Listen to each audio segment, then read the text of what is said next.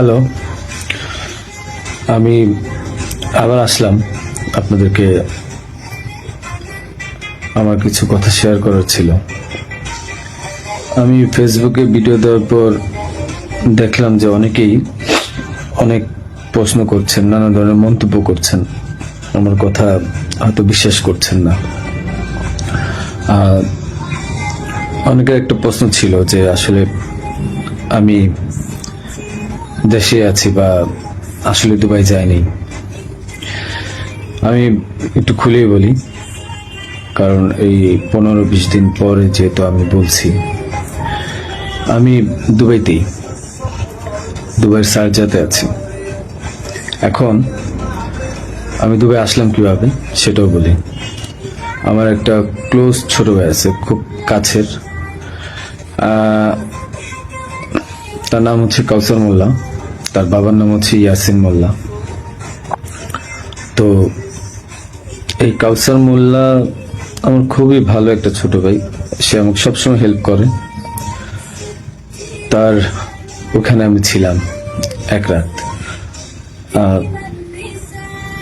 রাত ছিলাম, কারণ ওখানে থাকার পিছনে কারণ হচ্ছে মানে তার সাথে আবার আমাদের যে র্যাব 2 সেখানে খুবই ভালো সম্পর্ক। তার ওখানের একটা এএসআই আছে তুষার নাম, তার সাথে খুব ভালো সম্পর্ক থাকার কারণে সে কিন্তু প্রথম আমাকে ফোন দিয়ে জানায় যে ভাই এই ঝামেলা হয়েছে, আপনি জানতে পারছি, আপনি আমার বাসায় আসেন, এরপরে আমি আপনাকে দেশের বাইরে পাঠানোর ব্যবস্থা করব। তো আমি পরে বুঝতে পারিনি, পরে ফেসবুকে দেখলাম, দেখার পরে সে আমাকে লিঙ্ক দিল, দেখার পরে আমি তার ওখানে চলে যাই এবং এক রাত তার ওখানে ছিলাম। তার বাবা ইয়াসিন মোল্লা মোটামুটি পাওয়ারফুল লোক, আর টাকা পয়সা আছে অনেক। তো এই কাউসার যেহেতু র্যাবের সোর্স হিসেবে কাজ করে, তো সে আমাকে হেল্প করছে, অনেক হেল্প করছে, আমি ওখান থেকে চলে আসতে পারছি। আর এই কাউসারই কিন্তু আমাকে হাদির সাথে পরিচয় করে দিছিল। আমার কাজের জন্য কাউসার মোল্লা আমাকে হাদির সাথে পরিচয় করায় দেয়।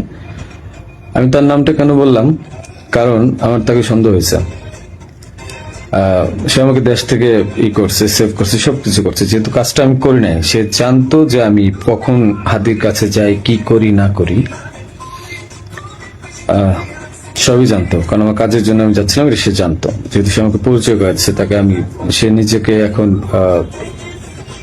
ওই নাহিদ সার্জিস, তারপর আপনার হাদি, এদের খুব ক্লোজ আমাকে বলছিল। সেই বিদায় আমি তাকে বারবার বলছিলাম যে আমাকে তাহলে একটু পরিচয় করায় দেন আমার কাজটার জন্য, আমার কাজটা তো এখন দরকার, কারণ আমার প্রতিষ্ঠানে কোনো কাজ নেই। তো সে আমাকে পরিচয় করা দেয়, কিন্তু যখন সে, আমি জানি না, ওখান থেকে চলে আসার পর, বিদায় নিয়ে চলে আসার পর হাদি গুলি খাইছে এবং সে আমাকে আশ্রয় দিছে এবং সে আমাকে সেফ এক্সিট করে দিছে, আর সে র্যাবের সোর্স হিসেবে কাজ করছে। যখন এগুলো আমি মিলাইলাম, তখন আমার কাছে মনে হলো যে সে অনেক কিছু জানে। তাই আমি তার কথাই বললাম যে আপনারা একটু, আমি বাংলাদেশের পুলিশ প্রশাসনকে বলবো যে আপনারা একটু কাউসার মোল্লা আর তার বাবা ইয়াসিন মোল্লা, এই দুজনকে একটু জিজ্ঞাসাবাদ করবেন যে আসলে মূল ঘটনা কোথায়, আমাকে কেন, আমার মনে হচ্ছে তারা আমাকে ফাঁসাইছে। তো এটা গেল। তাদের সাথে জড়িত র্যাবের সোর্স হিসেবে সে কাজ করে, তাদের সাথে জড়িত র্যাব 2 এর তুষার নামে একজন এসআই আছে, আপনার তাকেও জিজ্ঞাসাবাদ করবেন। এখন আমি আরেকটা কথায় আসি। আপনারা বলছেন যে আমি কেন দেশ ছেড়ে চলে গেলাম। আরে ভাই, আমি তো মানুষ, আমি ব্যবসা করে খাওয়া ছেলে। দিন শেষে দেখা যাবে যে আমি দেশে থাকবো, আপনারা আমাকে মব করবেন। তো যেহেতু মবের যুগ চলতেছে এখন, 5ই আগস্টের পর থেকে আপনারা মবের একটা যুগ নিয়ে আসছেন, তো আমি কিভাবে মানে দেশ না ছেড়ে আসি? আর আমাকে তো কালচারই বলছে যে আপনি দেশ ছেড়ে চলে যান, আপনি দেশে থাকলে অনেক ঝামেলা হবে। তো আমি দেশ ছেড়ে চলে আসছি। পরবর্তী জানতে পারছি এই কাউসার র্যাবের সবার সাথে ঘুরে ঘুরে মানে মোটামুটি র্যাবকে ব্যস্ত রাখছে এবং আমার ফ্যামিলিকে সেই মোটামুটি ইনফরমেশন গুলো দিচ্ছে। তো আমি বারবার বলছি যে আপনার কাউসারকে ধরেন, আমি শিওর এই আমাকে ফাঁসানোর পিছনে অনেক বড় হাত আছে এবং সে জানে যে কাজ কাদের। যেহেতু তার ব্যাকগ্রাউন্ড, আমার ছোট ভাই ভালো সম্পর্ক ছিল, তার ব্যাকগ্রাউন্ড কিন্তু ভালো ছিল না। একটা ভিডিও আমি শেয়ার করব, সে কিছুক্ষণ পরে আহ, তারা তো আর্মস ছিল, এই ভিডিওটা আমি শেয়ার করব। এটা আমাকে একজন পাঠাইছে। ওকে, আচ্ছা, এখন আরেকটা প্রশ্ন আপনাদের উত্তর দিই। আমি প্রশ্নগুলো নোট করছি, একটু একটা মিনিট। আচ্ছা, আমার ব্যাংকের যে ট্রানজেকশন, হ্যাঁ, আমার ব্যাংকের যে ট্রানজেকশন, আমি বলি, আমি সরকারি কাজ যেহেতু করি, আমার ব্যাংকের ট্রানজেকশন প্রতি বছর যে টার্ন ওভার, এই প্রতিটা টার্ন ওভারের ভ্যাট ট্যাক্স দেওয়া, আমি প্রুফ দেখাই আপনাদেরকে।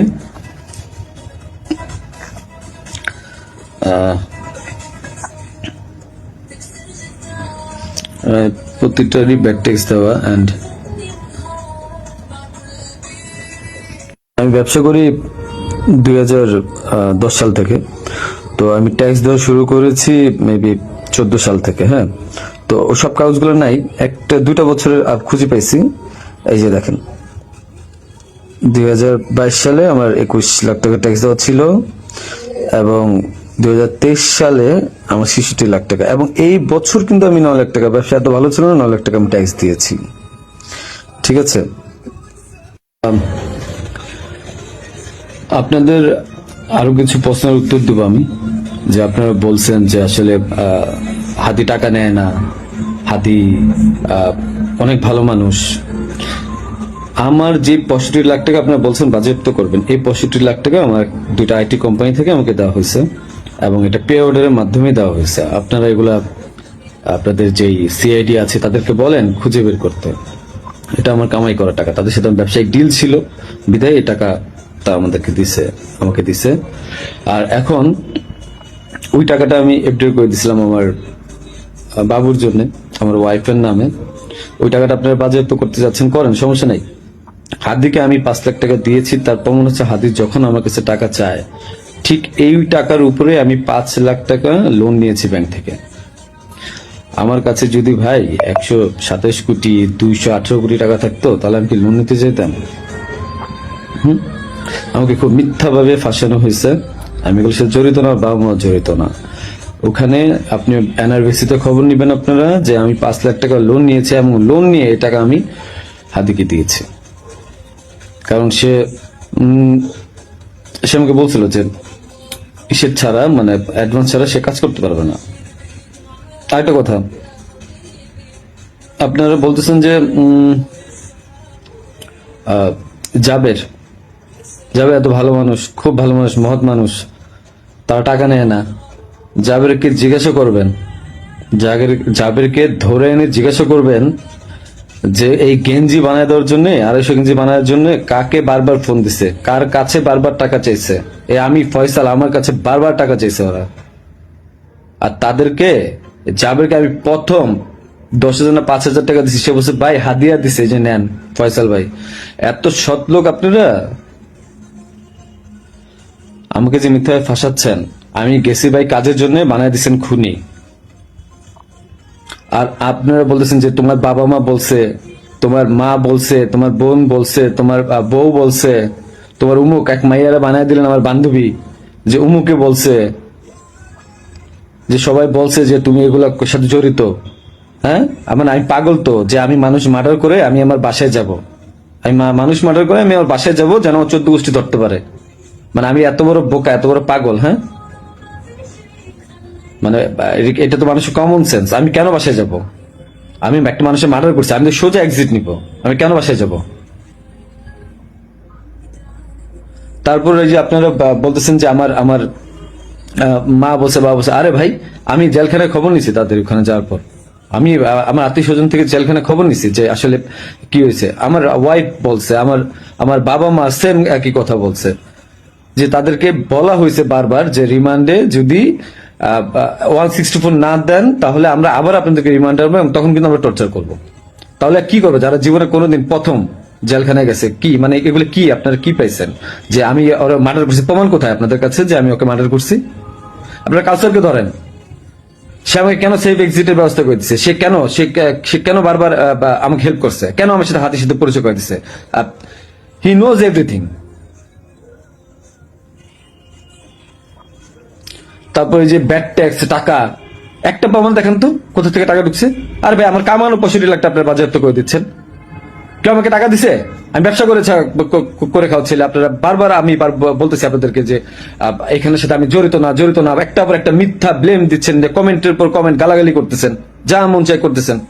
আর ভাই আপনাদের বাপ মারে ধরলো তো আপনার বাপ মা কি বলবে? হ্যাঁ,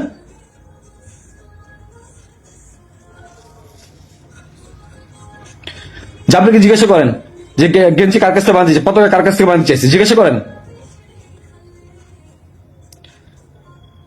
এই খুনির বিচার হবে।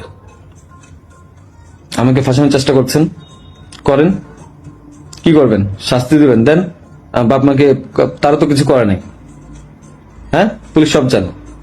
কোয়া থেকে পিস্তল উদ্ধার করছেন, আমার শ্যালকরা ফাঁসায় নিয়ে গেছে, কোথা থেকে পিস্তল উদ্ধার করে নিয়ে আসছে না? যা মন চায় তারা পুকুর থেকে পিস্তল উদ্ধার করে নিয়ে আসছে। মানে এগুলা কি ফাইজলামি? হ্যাঁ, আমার বোনের বাসায় পিস্তল পাইছেন, গুলি পাইছেন। এই গুলি পিস্তল আপনারা বলতেছেন বারবার যে তার বাসায় চিপা। আরে ভাই ওই জায়গার মধ্যে মোবাইল ফালাই দিছিল, ওই জায়গায় আমার মোবাইল ফালাইছে। ওই মোবাইল আনতে গেছে, ওইটা বানাচ্ছে গুলি পিস্তলের জায়গা না? বাসা থেকে কারো কাছ থেকে পাইছেন? কারো বডি রিকভারি পাইছেন আপনারা?